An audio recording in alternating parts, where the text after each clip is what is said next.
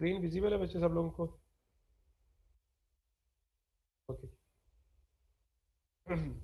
बिस्मिल्लाहिर्रहमानिर्रहीम। ये last time हमने लेक्चर नंबर 10 डिस्कस किया था, स्टार्ट किया था, उसको मैं वहाँ से रिवाइज करता हूँ, वहाँ से दोबारा स्टार्ट करता हूँ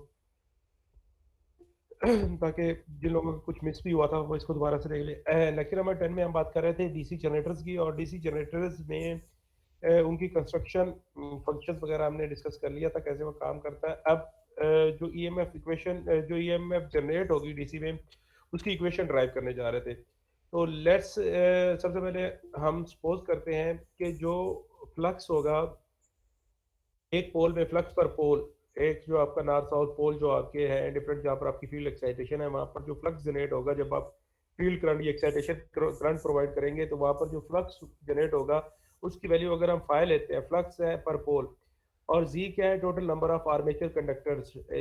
आर्मेचर कंडक्टर मतलब जितनी स्लॉट्स और पर स्लॉट में जितने कंडक्टर्स हैं वो बराबर हो जाएगा आपके जी के। पी आपका क्या है, नंबर ऑफ पोल्स, जितने भी आपने पोल्स लगाए हैं फील्ड के, तो वो नॉर्थ साउथ पोल्स जितने भी आपने मैग्नेट के लगाए हैं, that is equal to P. और ए है नंबर ऑफ पैरेलल पाथ्स, तो वो जो आपकी आर्मेचर वाइंडिंग में पैरेलल पाथ्स हैं, एक सिंपल कंडक्टर हमने पढ़ा था, एक से ज्यादा कंडक्टर्स होंगे आर्मेचर में, तो और जितने ज्यादा कंडक्टर्स होंगे उतने पैरेलल पाथ होंगे। ये पैरेलल पाथ जो है वेव वाइंडिंग के केस में दो होते हैं, और लैब वाइंडिंग के केस में इनके जो पैरेलल पाथ्स है उनकी वैल्यू जो है वो इक्वल टू पोल्स होती है, यानी जितनी पोल्स की मशीन होगी उतने ही पोल पैरेलल पाथ भी होंगे। और एन जो है वो स्पीड ऑफ द आर्मेचर है इन आरपीएम के, आरपीएम में उसकी क्या स्पीड होगी, और अगर ई जी जो है वो ईएमएफ जनरेटेड है, यानी ईएमएफ जनरेटेड पर पैरेलल पाथ। तो हमें पता है कि जब flux flux cut by one conductor in one revolution of the armature, अगर उसको हम यानी कि चेंज इन फ्लक्स को ले, तो वो जितने पोल्स होंगे और उनको मल्टीप्लाई करेंगे फ्लक्स की वैल्यू के साथ, तो जितना फ्लक्स होगा वो हर पोल को कट करेगा, ये एक्चुअली चेंज इन फ्लक्स आएगा। और उसके बाद आता है time taken to complete one revolution. RPM हमने लिए रेवोल्यूशन पर मिनट, अगर उस टाइम को हम और कितनी स्पीड के साथ रोटेट कर रही है वो, और उसको सेकंड में कन्वर्ट करना हो तो 60 डिवाइडेड बाय जिस स्पीड से वो रोटेट कर रहा है, इतने टाइम लगेगा एक रेवोल्यूशन को, एक चक्कर को कंप्लीट होने में, आर्मेचर के एक चक्कर को कंप्लीट होने में। ईएमएफ जनरेटेड पर कंडक्टर क्या होगी कि जितना फ्लक्स कट हुआ है वो, और कितने टाइम में फ्लक्स कट हुआ है, यानी D five by D T. इसकी वैल्यू हमने कहा कि वो पी फाइव के इक्वल है, और इसकी वैल्यू हमने कहा 60 बाय एन के इक्वल है। तो ये एन की वैल्यू ऊपर चली जाएगी, P five N divided by 60। ये थी ईएमएफ जनरेटेड पर कंडक्टर। अब हमारे पास ओवरऑल ईएमएफ जनरेटेड क्या होगी, ईएमएफ पर पैरेलल पाथ, जितने हमारे पास पैरेलल पाथ होंगे, तो ईएमएफ जनरेटेड पर conductor multiplied by number of conductor in series पर पैरेलल पाथ जितने होंगे, तो वो हमने कहा कि जी है नंबर ऑफ कंडक्टर्स, और ए क्या है, जितने पैरेलल पाथ हैं। ए की वैल्यू लैब के केस पे, वेव के केस में 2 है, और लैब के केस में पी के इक्वल है। तो अगर इसको मल्टीप्लाई कर दें तो ये आ जाएगा P five G N divided by 60 A, और ए की वैल्यू जो है वो 2 है वेव वाइंडिंग के केस में, और A is equal to P for in case of lap winding. तो ये इतना हमने पहले डिस्कस कर चुके थे हम।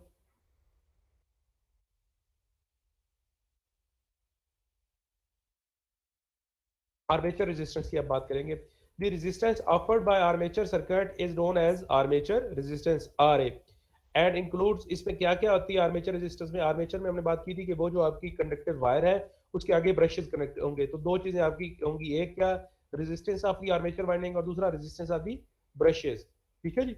The armature resistance depends upon the construction of the machine, तो वो डिपेंड करेगी, स्मॉलर मशीन के लिए इसकी वैल्यू लेस देन 1 भी होगी। अब ये जो ब्रशेज हैं इनकी बड़ी इंपॉर्टेंस है, और इसकी रेजिस्टेंस की भी बड़ी इंपॉर्टेंस है, तो इसका मटेरियल सेलेक्ट करते हुए इन चीज़ों का ख्याल रखना चाहिए कि उसकी रेजिस्टेंस कम हो, उसकी वजह से स्पार्क कम हो। तो ये कुछ बेसिक पैरामीटर्स हैं जब आप इसको ब्रशेज को सिलेक्ट करेंगे। तो आप लोगों ने अभी गूगल कर लेना कि मोस्ट सूटेबल ब्रशेज कौन से होते हैं, ये भी आप चले, ये तो नेक्स्ट असाइनमेंट में मैं पूछ लूंगा। कुछ चीज़ें आपकी अब असाइनमेंट में पूछी जाएगी, जो कि असाइनमेंट आपकी इस टाइप की होगी कि जो थ्योरेटिकल पोर्शन आपने डिस्कस किया उससे रेलिवेंट कुछ रिसर्च ओरिएंटेड चीजें होंगी, तो वो आपने देखनी है। अच्छा, आगे आगे आज हम जो डिस्कस करने जा रहे थे वो है types of DC generator. The magnetic field in a DC generator is normally produced by electromagnetics rather than permanent magnets. Permanent magnets नहीं होते, इलेक्ट्रोमैग्नेट्स होते हैं, यानी कि वो जब आप कॉइल में से करंट पास करेगा तो वो बिहेव करेगी एज अ मैग्नेट। तो ये इलेक्ट्रोमैग्नेट्स होते हैं। Generators are generally classified according to the method to the field excitation. तो उस बेस पर कि आपने वो जो फील्ड बाइंडिंग लगाई है उसको एक्साइट किस तरह से किया है, उसके पे डिपेंड करते हुए आपकी कंस्ट्रक्शन या डिफरेंट टाइप्स होंगी जनरेटर की। On this basis DC generators are divided into the following two categories. एक है सेपरेटली एक्साइटेड डीसी जनरेटर, यानी जिनमें आप फील्ड वाइंडिंग को एक्साइट करने के लिए अलहदा से एक बैटरी या अलहदा से सोर्स लगाएंगे, वो होंगे सेपरेटली एक्साइटेड डीसी जनरेटर। और दूसरा है जी सेल्फ एक्साइटेड डीसी जनरेटर, वो जनरेटर जिनमें फील्ड वाइंडिंग को एक्साइट करने के लिए आप आर्मेचर के आउटपुट वोल्टेज जो जनरेट होंगे उन्हीं को ही दोबारा यूज, यानी कि वो फीडबैक सिस्टम जैसे होता है उनको वापस इस्तेमाल कर लेंगे एक्साइटेशन के लिए। The behaviour of a DC generator the behavior of a DC generator on load depends upon the method of field excitation adopted। कि लोड के केस में आपका जनरेटर कैसे बिहेव करेगा, नो लोड या फुल लोड में, वो इस चीज पर डिपेंड करेगा कि आपने एक्साइटेशन के लिए कौन सा मेथड अडॉप्ट किया है, सेल्फ एक्साइटेड या सेपरेटली एक्साइटेड। ओके जी, उसमें हम सबसे पहले अब डिस्कस करेंगे सेपरेटली एक्साइटेड डीसी जनरेटर्स को। ये जैसे आपको नजर आ रहा है, ये आपकी आर्मेचर है जो रोटेट करेगा और ये आपकी फील्ड वाइंडिंग है, इस तरह से इसको रिप्रेजेंट किया जाता है। और ये आपका लोड है।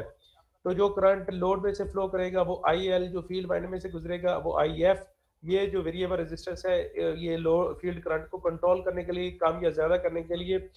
तो फील्ड करंट को कम या ज्यादा क्यों किया जाता है, ये हमने पहले बात की हुई है। फील्ड करंट को कम या ज्यादा करके आप फ्लक्स की वैल्यू को कंट्रोल करते हैं, और फ्लक्स की वैल्यू कंट्रोल करेंगे तो आप ईएमएफ जनरेटेड या नो लोड और फुल लोड और ऑफ लोड के केस में इन वैल्यूज को कंट्रोल कर सकते हैं। अब अगर आप देखें तो इस सर्किट में ये जो फील्ड बाइंडिंग है इसको एक्साइट करने के लिए, यानी इसको सप्लाई अप करने के लिए, सोर्स देने के लिए अलहदा से एक बैटरी यूज की गई है। तो ये डीसी सोर्स है, इसलिए इसको सेपरेटली एक्साइटेड डीसी जनरेटर कहते हैं। अब जो वोल्टेज ई जी जो हम बात करते हैं, जनरेटेड वोल्टेज या जनरेटेड ईएमएफ, वो आर्मेचर के अक्रॉस होती है। तो आर्मेचर में जो करंट फ्लो करेगा वो आई ए होगा, और आर्मेचर की जो अपनी रेजिस्टेंस होगी that will be R A. इस केस में आपका जो आई ए है वो आई एल के बराबर ही है। A DC generator whose field magnet winding is supplied from an independent external DC source, यानी कि एक अलग से बैटरी लगाई गई है, is called a separately excited generator, separately excited DC generator। ये figure shows the corrections of a separately excited generator। The voltage output depends upon the speed of rotation of armature and the field current। दो चीजों पर depend कर रही है, होती है voltage generator field current के ऊपर और स्पीड के ऊपर। क्योंकि अगर आप देखें तो पोल्स आपने पहले ही फिक्स कर देने हैं, और नंबर ऑफ कंडक्टर तो आर्मेचर के वो भी फिक्स हो जाने हैं। एक केस में 60 पहले ही है, और आपने वाइंडिंग आर्मेचर की कौन सी ली है, लैब या वेव, तो वो भी चीज फिक्स हो जाती है। तो बाकी जो चीजें वेरिएबल रहती है वो क्या है कि आर्मेचर किस स्पीड से घूम रहा है एन, और ये जो आप फील्ड करंट दे रहे हैं इसकी वैल्यू क्या है, और उस फील्ड करंट पे डिपेंड करते हुए आपकी फ्लक्स की वैल्यू क्या होगी। तो एक्चुअली आपकी वोल्टेज जो है वो दो चीजों पर डिपेंड कर रही है, किसके ऊपर, एक आर्मेचर की स्पीड के ऊपर, दूसरा फील्ड करंट के ऊपर। ये जरा इन इक्वेशंस पे खास तौर पे आपने ध्यान देना है, इनको समझना है तो दोबारा पूछना है। The greater speed and field current ज्यादा होगा, greater is the generated EMF, क्योंकि फ्लक्स ज्यादा होगा, फ्लक्स ज्यादा होगा तो ज्यादा वो फ्लक्स जो है वो फील्ड कंडक्टर को कट करेगा, तो ईएमएफ जनरेटेड ज्यादा होगी। Greater is the is generated EMF. It may be noted that separately excited DC generator are rarely used in practice। बहुत कम है लेकिन फिर भी इस्तेमाल होते हैं। DC generators are normally of self excited, ज्यादातर जो है वो सेल्फ एक्साइटेड होते हैं। लेकिन अब अगर इसमें देखें इस डायग्राम, तो इसमें जो आर्मेचर करंट है वही आपका लोड करंट भी है। तो आर्मेचर करंट किसके बराबर है, I A is equal to I L. Armature current ही आपका लोड करंट भी है। और अगर आप टर्मिनल वोल्टेज देखें, टर्मिनल वोल्टेज ये है जो लोड पर अवेलेबल है। तो ये जो लोड पर वोल्टेज वो होंगे किसके बराबर, ये यहाँ से जनरेट होंगे, और जो यहाँ पर लॉस होगा इस आर्मेचर के अगेंस्ट, क्योंकि इसकी अपनी इटसेल्फ रेजिस्टेंस है तो इसके अगेंस्ट भी कुछ ना कुछ लॉस होगा। तो टर्मिनल वोल्टेज जनरेटर किसके बराबर होंगे, जनरेटेड वोल्टेज जो आर्मेचर के अगेंस्ट जनरेट हुए हैं वो, माइनस जो आर्मेचर के अगेंस्ट लॉस हुआ है, वो जो बच जाएंगे वो आपके टर्मिनल पे, आउटपुट पे, लोड पे अवेलेबल होंगे लोड के लिए। अब इलेक्ट्रिकल पावर जनरेटर डेवलप जो होगी वो क्या होगी, आपको पता है पावर का formula P is equal to VI। तो ईएमएफ जनरेटर जो वोल्टेज है वो EG है और करंट इसका IA है। तो इलेक्ट्रिकल पावर जो डेवलप हुई है वो EG IA की है। Power delivered to the load, जो पावर लोड तक पहुंचेगी वो उसमें क्या होगा, एक वो पावर जो जनरेट हुई है माइनस लॉसेस। लॉसेस आपके कौन कौन से, आर्मेचर के अगेंस्ट फिलहाल लॉसेस है, और तो कोई और चीज है नहीं जिसकी रेजिस्टेंस हो अगर इस सर्किट में देखें तो। IA² RA, तो अगर इसमें से आप IA को जी और यहाँ पर आपका IA RA बच जाएगा। और अगर आप देखें तो ये वाली जो वैल्यू है EG माइनस IA RA, ये किसके बराबर है, टर्मिनल वोल्टेज के। तो power deliver to the load वो किसके बराबर होगी, जो उसको आउटपुट पे वोल्टेज मिल रहा है मल्टीप्लाइड बाय आर्मेचर करंट। यहां तक अगर किसी को कोई चीज समझ ना आई हो तो प्लीज वो पूछिएगा।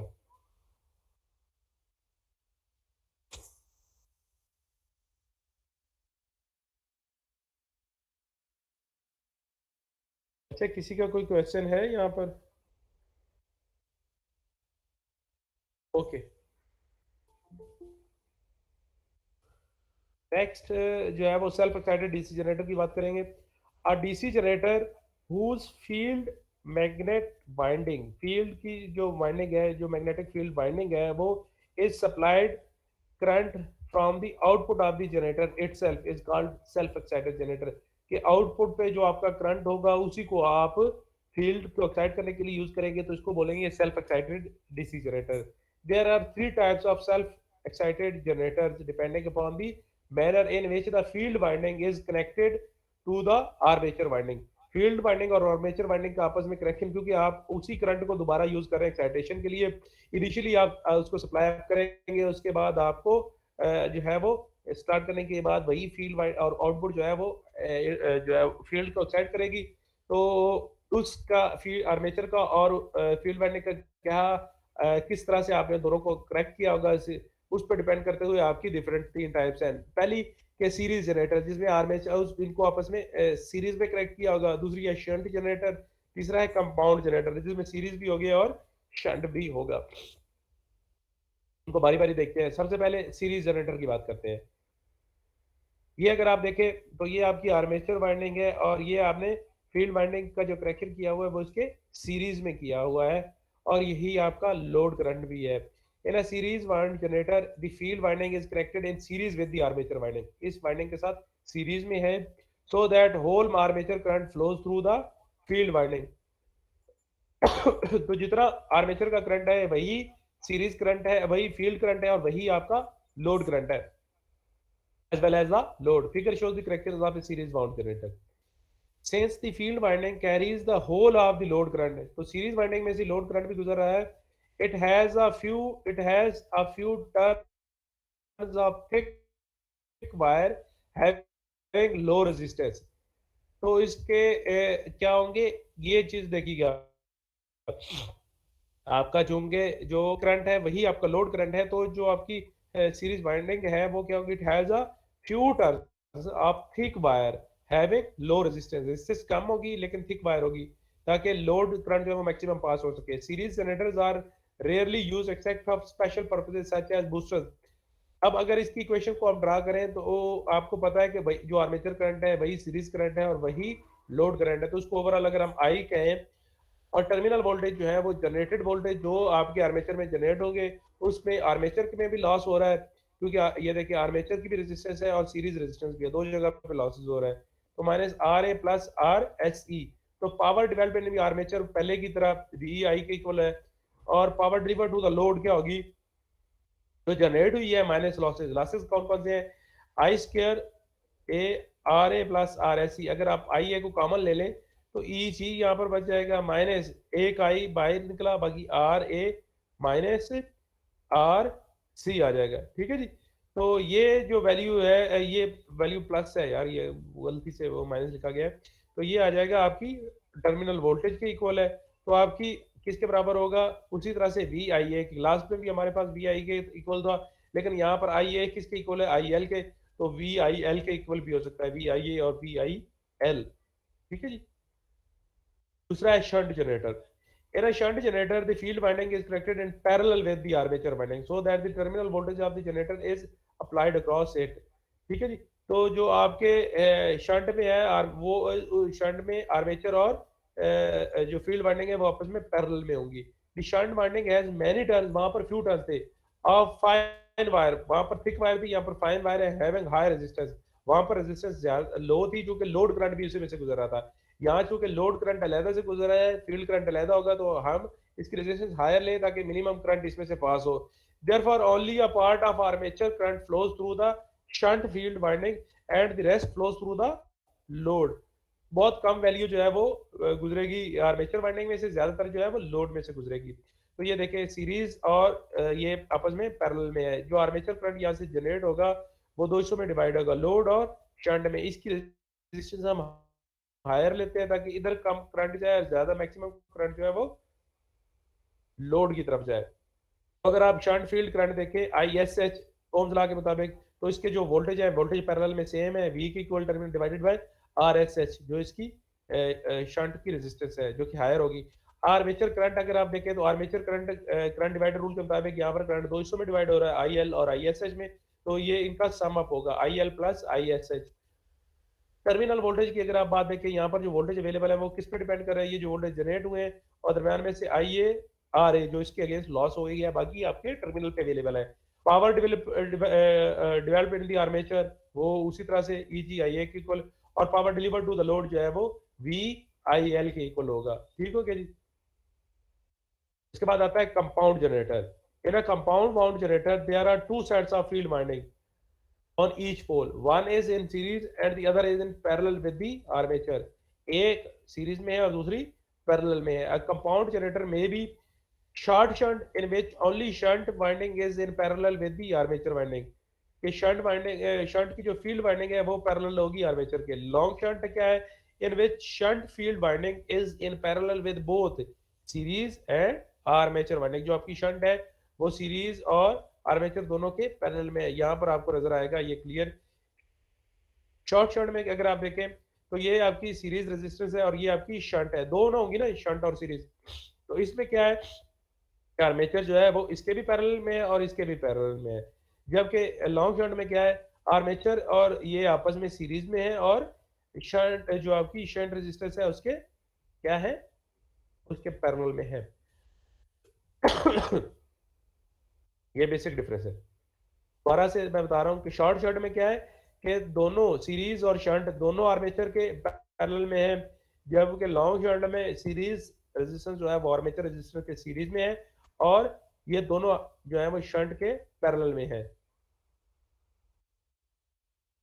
उसी तरह से अगर आप देखें तो सीरीज फील्ड करंट क्या होगा, सीरीज करंट जो है वो लोड करंट के इक्वल होगा। शंट फील्ड करंट जो है वो V plus IS RE over RSH के इक्वल है। ये देखें सीरीज करंट किसके बराबर है, लोड करंट के इक्वल है। तो ये जो ISE गुजर रहा है वही लोड है, और उसके बाद आपकी जो ISH है ये शंट में से जो करंट गुजर रहा है वो V जो टर्मिनल वोल्टेज है प्लस ISE ये टर्मिनल वोल्टेज जो यहाँ पर अवेलेबल है प्लस ISE RSE ये जो यहाँ पर वोल्टेज ड्रॉप हुआ है वो उसमें ऐड करें डिवाइडेड बाय RSH, तो इसके ऊपर डिवाइड करें तो ये इसके पैरेलल में है। टर्मिनल वोल्टेज किसके बराबर होंगे, generator voltage minus IA RA minus voltage drop है, और आपकी पावर डिलीवर्ड तो वही रहेगी EGIA, और power delivered to the load VIL के इक्वल होगी। जबकि लॉन्ग शंट में क्या होगा, ISC is equal to IA, ये दोनों सीरीज में है तो एक ही करंट होगा, is equal to IL plus ISH, यहाँ पर जाके तो डिवाइड हो रहा है तो ये IL। उसी तरह से शंट का फील्ड करंट किसके इक्वल होगा, ये रेजिस्टेंस यहाँ पर कोई ड्रॉप नहीं है तो जो वोल्टेज यहाँ पर है वही पैरेलल में अवेलेबल है divided by RSH। Terminal voltage किसके इक्वल होंगे, EG जो जनरेट हुए minus IA RA plus RSC जो यहाँ पर और यहाँ पर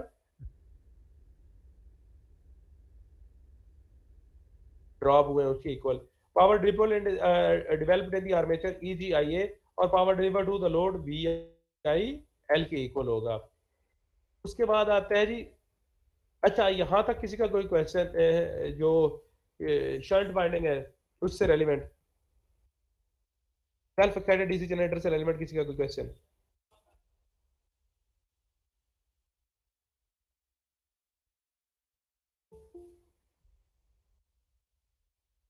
अच्छा, यहाँ पर किसी का कोई क्वेश्चन?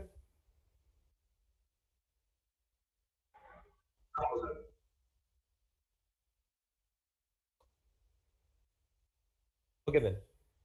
उसके बाद एक चीज आती है, ब्रश कांटेक्ट ड्रॉप। ये जो आपने आर्मेचर के आउटपुट पे एंड पे ब्रश लगाए हैं, तो ये जो कांटेक्ट है इसका और उसका, उसके जब जहां पर आप उसको जोड़ते हैं तो वहां पर भी वोल्टेज ड्रॉप होते हैं।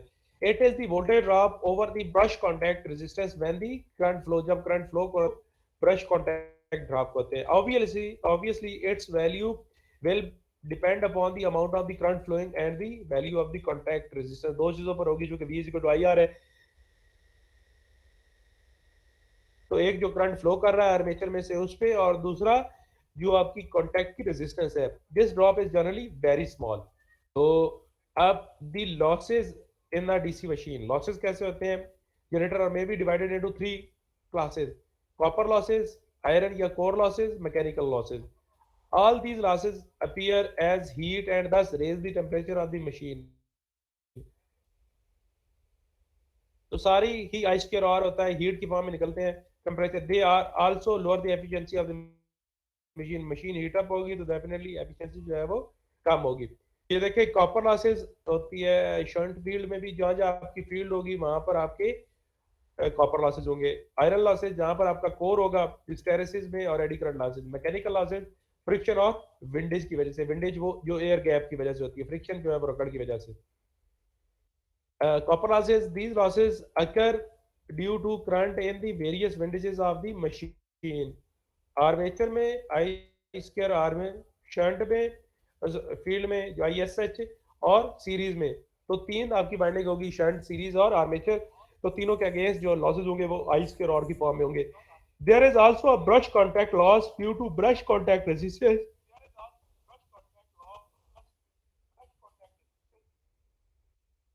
That is the resistance between the surface of brush and surface of the commutator. This loss is generally included in armature copper loss। इसको आप कॉपर लॉस में वो जो वोल्टेज ड्रॉप है उसी में ही कंसीडर कर लेते हैं। आयरन या कोर लॉसेज,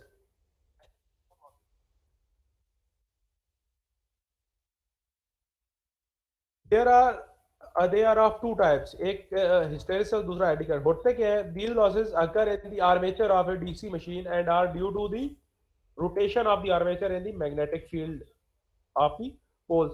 तो वो जो आपका आर्मेचर जब रोटेट करता है तो उसकी वजह से जो लॉसेज होते हैं वो आपके आर्मेचर या कोर लॉसेज होते हैं। हिस्टैरिसीस और एडी करंट लॉसेज कहलाते हैं। तीसरा आपके mechanical losses. These losses are due to the friction and windage. Friction losses क्या होते हैं? फ्रिक्शन, बेरिंग की फ्रिक्शन होगी, ब्रश की फ्रिक्शन होगी। विंडेज लॉसेज क्या है? Air friction of the rotating armature. जब आर्मेचर आर्मेचर आपका रोटेट कर रहा होगा तो एयर के साथ भी उसकी फ्रिक्शन होगी, तो उसको विंडेज लॉसेज कहते हैं। These losses depend upon the speed of the machine, but for a given speed they are particularly constant। जब आपकी स्पीड फिक्स हो जाएगी तो उसके अगेंस्ट ये लॉसेस भी, जो मैकेनिकल लॉसेस भी हैं, ये भी फिक्स हो जाएंगे। Iron losses and mechanical losses together are also called as stray losses. Mechanical और आयरन को इकट्ठा कर लें तो उनको स्ट्रे लॉसेस भी बोलते हैं। अब एक और चीज होती है constant and variable losses. Constant and variable losses, the losses in a DC machine or a DC motor may be subdivided into constant losses. क्या? Those losses in a DC machine which remain constant at all loads are known as constant load। बेशक no load हो, full load हो, ये losses रहेंगे ही रहेंगे, तो इनको बोलते हैं constant losses। The constant losses in a DC generator are iron losses, mechanical losses और shunt field losses। ये हमारे constant रहते हैं। जबकि वेरिएबल लॉसेस क्या है? दो losses in a DC generator which vary with the load are called variable है। वेरिएबल लॉसेस, लोड कम या ज्यादा होगा तो जो ये लॉसेस है ये भी कम या ज्यादा होते हैं। The variable losses in a DC generator are copper losses in armature winding, copper losses in series field winding, क्योंकि आप लोड कम या ज्यादा होने से आपका फील्ड करंट कम या ज्यादा होता है। सो टोटल लॉसेस किसके बराबर होंगे? Constant losses plus variable losses. Note, field copper losses is constant for shunt and compound generator. दोनों के लिए, शंट और कंपाउंड के लिए, जो फील्ड के कॉपर लॉसेस हैं वो कांस्टेंट ही होते हैं। अब आप बात करते हैं पावर स्टेजेस की। the various power stages in a DC generator are कौन कौन सी होती हैं? आप मैकेनिकल पावर देते हैं इनपुट पे, अगर इसको एक है मैकेनिकल पावर इनपुट पे होती है, फिर इलेक्ट्रिकल पावर जो जनरेटर में डेवलप होती है वो होती है, और दूसरी जब लोड को आउटपुट आपकी इलेक्ट्रिकल आउटपुट पावर मिलती है। तो इनपुट पावर जो आप दे रहे हैं पावर, उसको अगर मैकेनिकल पावर को एक है, आर्मेचर में जो डेवलप हुई है पावर उसको बी का है, और जो लोड तक पहुंचे उसको सी का है। तो मैकेनिकल पावर और इलेक्ट्रिकल पावर जो आर्मेचर की उसके इलेक्ट्रिकल पावर, क्योंकि यहाँ पर आपकी वाइंडिंग्स होती हैं उनमें, और इलेक्ट्रिकल पावर के दरमियान में जो लॉसेस होते हैं वाइंडिंग्स की वजह से उनको कॉपर लॉसेस कहते हैं। तो ए माइनस बी, इसमें से इसको माइनस कर दें तो ये आयरन एंड फ्रिक्शन लॉसेस हैं, और B minus C copper losses हैं।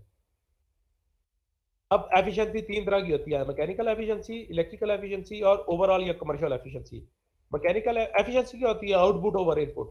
तो मैकेनिकल आउटपुट क्या है? B over A. यहाँ पर अगर आप देखें इनपुट आपने क्या दी और आउटपुट पे क्या मिला? बी ओवर ए। बी क्या है? आपके जो आर्मेचर में वोल्टेज या पावर डेवलप हुई, ई जी आई ए। और ए क्या है? मैकेनिकल पावर जो आपने इनपुट पर दी थी। इलेक्ट्रिकल एफिशिएंसी क्या है? सी ओवर बी। सी क्या है? आपके आउटपुट पे वी आई एल, जो आपको टर्मिनल वोल्टेज मिले और जो टर्मिनल करंट मिला। और बी क्या है? जो आर्मेचर के जनरेटर में डेवलप हुए या जनरेट हुए, ई जी ओवर आई है। ओवरऑल एफिशिएंसी क्या है जी? सी ओवर ए। इनपुट आपने क्या दी और आउटपुट पे क्या पहुंचा, तो वो किसके बराबर होती है? V I L over mechanical input power. और ये प्रोडक्ट होती है किसकी? अगर आप ये देखें N C mechanical electrical power को आपस में मल्टीप्लाई करें तो क्या होगा? ई जी आई ए इसके साथ कैंसिल आउट हो जाएगा, और ये वी आई एल ऊपर आ जाएगा, और मैकेनिकल पावर ये इसकी प्रोडक्ट के ऊपर होती है। ठीक है जी। तो कमर्शियल एफिशिएंसी सी ओवर है, आउटपुट ओवर इनपुट, यानी कि इनपुट में से लॉसेस को माइनस करते हैं ओवर इनपुट, तो ये आपकी ओवरऑल या कमर्शियल एफिशिएंसी कहलाती है। यहाँ तक किसी का कोई क्वेश्चन है बच्चे?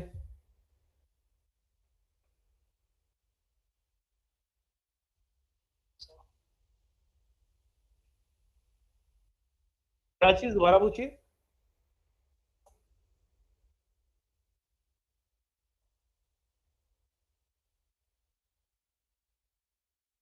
अच्छा, जो आपके कांस्टेंट लॉसेस हैं वो तो ऐसे लॉसेस हैं जो आपके आर्मेचर के कॉपर की वजह से है ना, फील्ड आर्मेचर वाइंडिंग की वजह से, वो तो फिक्स रहेंगे। लेकिन जो फील्ड वाइंडिंग है वो वेरी कर सकती है। फील्ड वाइंडिंग के ऊपर जो फील्ड करंट है ना वो वेरी करता है, क्योंकि आप लोड कम या ज्यादा करेंगे तो डेफिनेटली आपकी जो फील्ड करंट है, फ्लक्स कम या ज्यादा जनरेट कर रहे हैं ना, तो आप फील्ड करंट कम या ज्यादा करेंगे। तो फील्ड वाइंडिंग के ऊपर जो लॉसेज हैं वो भी कॉपर लॉसेज है, लेकिन वो वेरिएबल है। लेकिन जो आर्मेचर के ऊपर वाइंडिंग है उसकी वजह से जो लॉसेज है, ये शंट की वजह से जो लॉसेज है वो कांस्टेंट है आपके।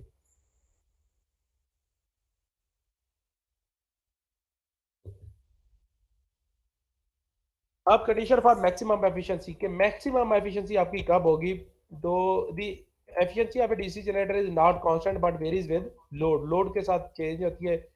Consider a shunt generator delivering a load current I L at a terminal voltage V. Output जो लोड पे मिल रहा है वी, और आई एल है जनरेटर की आउटपुट पे। इनपुट क्या है? Output plus losses. लॉसेज कौन कौन से हैं? वेरिएबल लॉसेज और कांस्टेंट लॉसेज। तो वेरिएबल लॉसेज आपके हैं आर्मेचर के अगेंस्ट जो लॉसेज हैं, आई square R A R A. और दूसरे जो है वो आपके कांस्टेंट लॉसेज जो हैं वो उनको डब्ल्यू सी कहते हैं। तो आपके वी आई एल प्लस ये आपके आर्मेचर में क्या होती है? लोड और शंट दो करंट फ्लो करते हैं, प्लस डब्ल्यू सी क्यों। और अगर आप देखें the shunt field I S S generally small as compared to the load. Shunt की जो है ना करंट वो हमेशा कम होता है एज कम्पेयर टू लो। तो हम जो है वो जब इनको कंपेयर करेंगे तो शंट करंट को निगलेक्ट करें तो क्या होगा? जनरेटर के V I L plus load के current plus constant losses. Output क्या होती है? एफिशिएंसी क्या होती है? Output over input, V I L. और इनपुट आपकी क्या है? V I L plus I square R A plus W C. अब अगर इसमें से हम क्या लेते हैं? वी आई एल पे नीचे वाले हिस्से को डिवाइड कर देते हैं, यहाँ पर वन, यहाँ पर वी आई एल से डिवाइड करेंगे, वी नीचे बचे आई एल से एक आई एल कट जाएगा, और यहाँ पर डब्ल्यू सी ओवर क्या है? वी आई एल, और ऊपर वी आई एल भी उससे कट जाएगा। वी एल से यहाँ पर डिवाइड किया है इस सारी पोर्शन, इस इक्वेशन को। तो ये इक्वेशन आ गई। अब efficiency will be maximum when ये जो चेंज है I L over R A plus W C over R A ये इक्वल टू जीरो। अब आपकी मैक्सिमम करंट फ्लो करेगा। तो अगर आप इसको देखें तो आर ए ओवर वी, आप आई एल के अगेंस्ट इसको डेरिवेशन ले रहे हैं ना, तो ये डेरिवेटिव इसका आई एल का इसका 1 आ जाएगा, तो आर ओवर बी, और इसका डेरिवेटिव नीचे स्क्वायर हो जाएगा और ये प्लस माइनस हो जाएगा, -1 भी ऊपर आएगा ना, तो W C over V I equal to 0, या इसको इक्वेशन की दूसरी साइड पर ले जाए तो ये इक्वल हो जाएगा।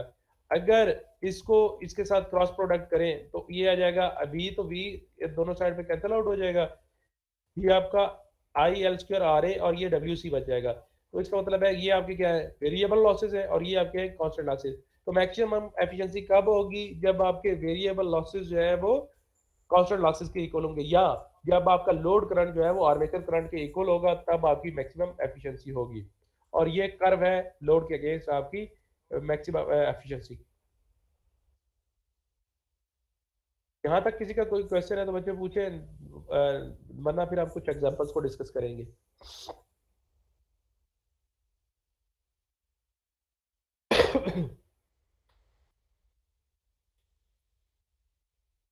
No sir. Everything is fine. हाँ जी सर। ओके ओके, अब हम कुछ एग्जांपल्स को डिस्कस करने जा रहे हैं। वो जो हमने पीछे सारी चीजें पढ़ी हैं उनकी एग्जांपल न्यूमेरिकल्स को डिस्कस करते हैं।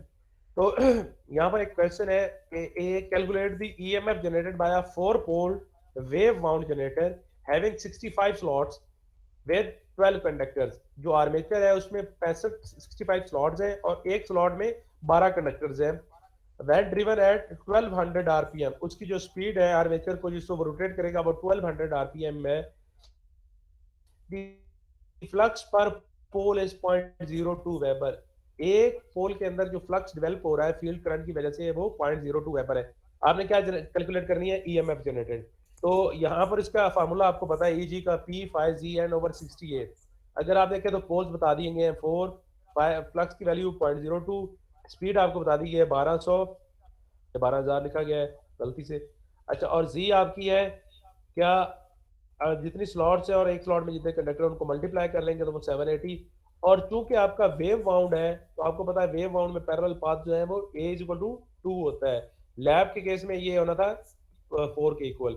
EMF generated will be P multiplied by ये multiplied by this and divided by this, तो ओवरऑल 624 वोल्ट जो है वो आपके जनरेट होंगे। सही है? जी सर।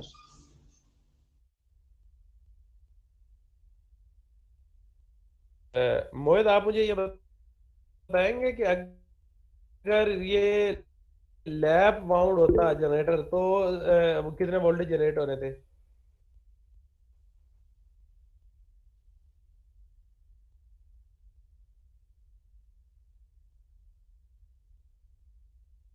हाँ जी, कोई बताना चाहेगा आप में से? सर सर हम फिर 312। पोल को 4, सर आई थिंक इससे हाफ होंगे। सर ये मुझे 312 बताएं होंगे। सेम, क्या कहना चाह रहे हैं आप? सर पोल जो है ना, हाफ होंगे सर इससे। वो 2 312 है, इधर 4 लगा है दें जी। तो नीचे डिवाइड। हाँ जी, तो वो एक्चुअली जहाँ पर 2 है वहां पर 4 लगा देंगे तो एक्चुअली 312 आ जाएगा। ठीक है, समझ आ रही है इसका मतलब आप लोग?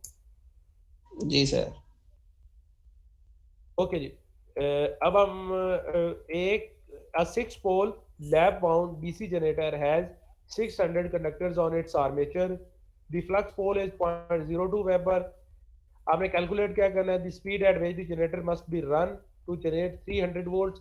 अब आपको स्पीड फाइंड आउट करने के लिए फार्मूला वही है, इसमें अब आपने एन फाइंड आउट करना है। वोल्टेज आपको जनरेटर बता दिए 300। व्हाट अबाउट द स्पीड है the generator one wave bound. यहाँ पर तो लैप बाउंड है ना, अगर वेव बाउंड होता तो क्या होना था यहाँ से एन की value easy multiplied by 60 over P, सारी चीजें गिवन है तो 1500 आरपीएम।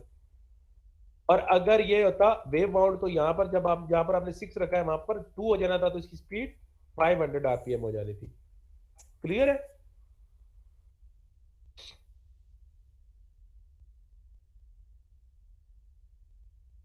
ओके, आगे है जी एक एग्जांपल हम डिस्कस करेंगे। ये जो हमने शंट और सीरीज जनरेटर डिस्कस किए हैं, इनकी सब में ऑलमोस्ट जो है वो आपके जहन में शंट, सीरीज और कंपाउंड की डायग्राम्स रहनी चाहिए। उन डायग्राम्स को देखकर आप जो है वो इन इससे रेलिवेंट न्यूमेरिकल्स को जो है वो सॉल्व कर पाएंगे।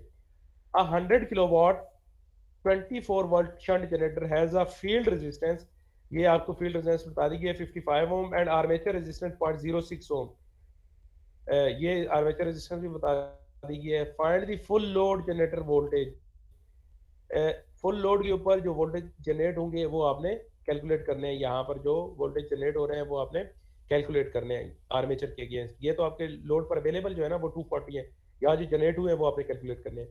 यहाँ पर अगर हमने सबसे पहले हमें इन चीज़ों का पता होना चाहिए, I L, I S H और आई ए का। तो आई एल अगर वो हमें पता चल जाए तो इससे मल्टीप्लाई करके V equal to I R, यहाँ पर कितने जनरेट हुए ये हम कैलकुलेट कर सकते थे। तो लोड करंट हम सबसे पहले आसानी से फाइंड आउट कर सकते हैं, क्योंकि लोड की हमें वोल्टेज भी पता है और वोल्टेज भी पता है। तो वोल्टेज डिवाइडेड बाय वोल्टेज ये हमें करंट दे देगा। हम 100 किलो वाट डिवाइडेड बाय 240, तो आपको पता चल गया 4616.7 एम्पेयर लोड करंट था। अब दूसरा अगर ये भी पता चल जाए तो हम करंट डिवाइडर रूल से बता सकते हैं कि आई आर क्या है, अगर आई एस एच पता चल जाए। तो आई एस एच के लिए हमें ये रेजिस्टेंस तो पता है, अगर इसका हमें वोल्टेज पता चल जाए तो हम ओम्स लॉ से बता सकते हैं। तो वोल्टेज पैरेलल में सेम होंगे ये वाले और ये वाले, क्योंकि दोनों पैरेलल में लगी हुई हैं। तो क्या होगा, और दरम्यान में कहीं लॉस कुछ नहीं हुआ। तो ये देखें तो ये 240 डिवाइडेड बाई 55 4.36 आपको यहाँ पर एम्पेयर मिल रहे हैं। अब अगर आपने आई ए फाइंड आउट करना है तो इन दोनों को एड अप कर दें तो 421.1 एम्पेयर जो है वो आर्मेचर करंट है। अगर आपको आर्मेचर करंट पता चल गया तो जो वोल्टेज जनरेट हुए हैं यहाँ पर, वो जनरेट हुए तो वो कैसे पता चल सकते हैं ये, और जो यहाँ पर लॉस हुए आर्मेचर के अकाउंट, तो पहले लॉस फाइंड आउट कर लेते हैं। 4 to 1 मल्टीप्लाइड बाई 06 और उसमें ऐड कर देंगे 240। तो एक्चुअली आपके जो जनरेट हुए थे वो 268.2 जनरेट हुए थे, जिसमें आपके 28.2 जो है वो आर्मेचर के अकाउंट लॉस्ट हो गए थे और बाकी आपको लोड पर अवेलेबल थे।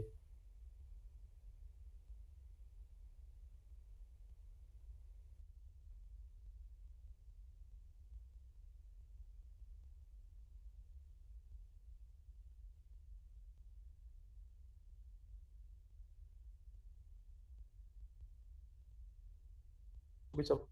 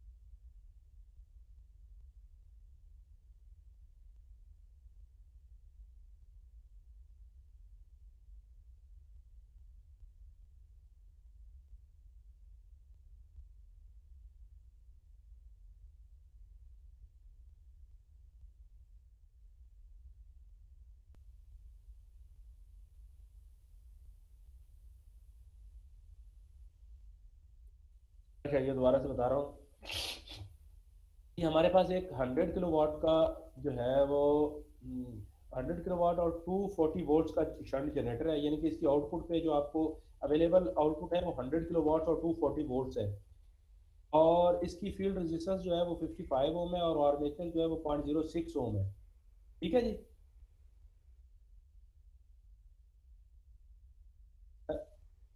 सिर्फ आप अपना माइक ऑन रखें ताकि मुझे पता चले कि कहीं पर सिग्नल लॉस्ट होते हैं ना, तो अंदाजा हो सके। ओके। ओके जी, ये नेक्स्ट है जी कि हमने क्या करना है, हमने full load generator voltage find out करना है कि वोल्टेज एक्चुअली जनरेट कितने हुए थे आर्मेचर के अक्रॉस यहाँ पर। अगर हमें ये पता हो कि लोड करंट और शंट करंट हमें पता चल जाए, ये हम दोनों फाइंड आउट कर लें, तो हम आर्मेचर करंट फाइंड आउट कर सकते हैं, और अगर हम आर्मेचर करंट फाइंड आउट कर लेंगे तो यहाँ पर जो जनरेट हुए थे वो पता चल सकता है, और ओवरऑल जो डिलीवर हुए हैं वो हमें पता है। तो इस तरह से हम ये भी बता सकते हैं कि लॉस अगर उसमें से माइनस कर दें, ऐड कर देंगे, तो टोटल जनरेटेड का हमें आइडिया हो जाएगा। अगर आपने लोड करंट फाइंड आउट करना है तो उसके लिए आप क्या करेंगे, आपको लोड के वाटेज भी पता है और वोल्टेज भी पता है, ठीक है ना। वाटेज है 100 किलो वाट्स और वोल्टेज है 240, तो 100 किलो वाट्स डिवाइडेड बाय 240 आप करेंगे तो आपको करंट मिल जाएगा 416.7। इसी तरह से अगर आप शंट करंट फाइंड आउट करना चाह रहे हैं तो आपको रेजिस्टेंस पता है शंट की, अगर आपको वोल्टेज पता चल जाए तो आप शंट करंट बता सकते हैं। तो वोल्टेज पैरेलल में 240 होंगे डिवाइडेड बाय 55 ये वाली, तो आपको ये करंट मिल जाएगा ISH। अब अगर इन दोनों को ऐड कर रहे हैं तो ये IA के इक्वल होगा, तो इन दोनों को ऐड किया 416.7 प्लस 4.36 को, तो ये 421.1 एम्पेयर जो है ये आपका आर्मेचर करंट था। सही है।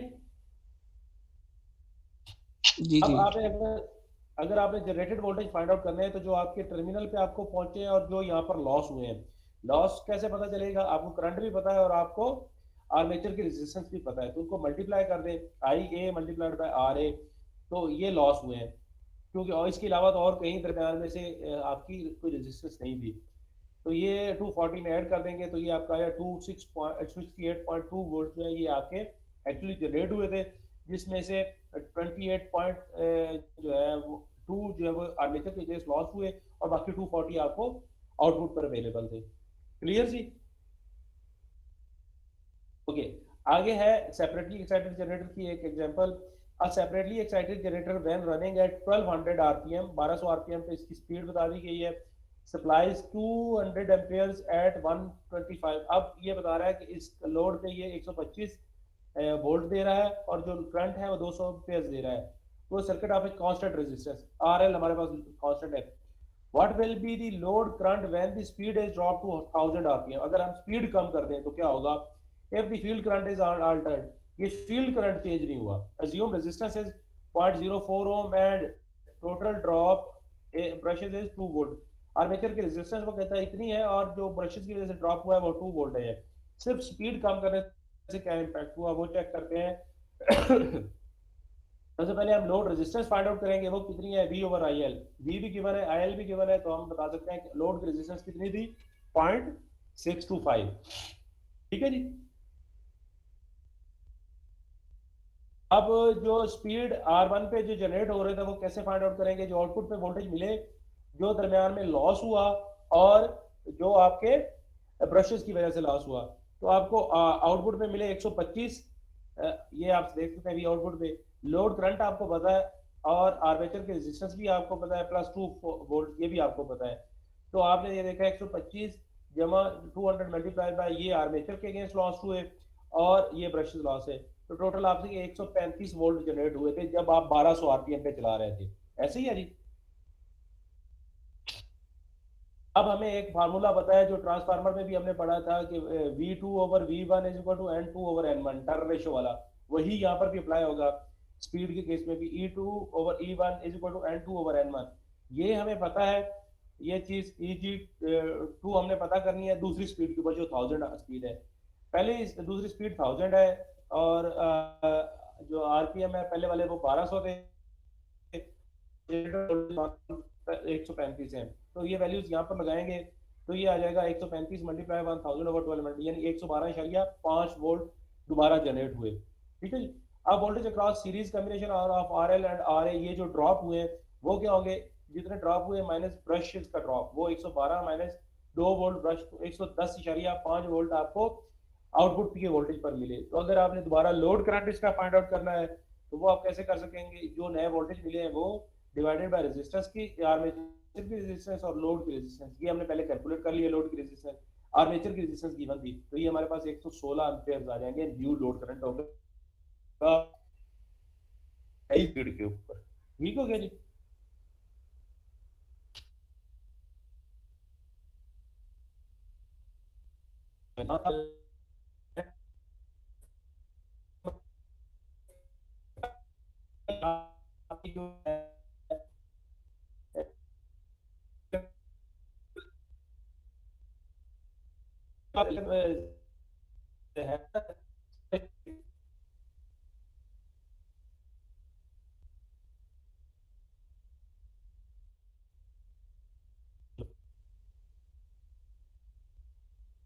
तो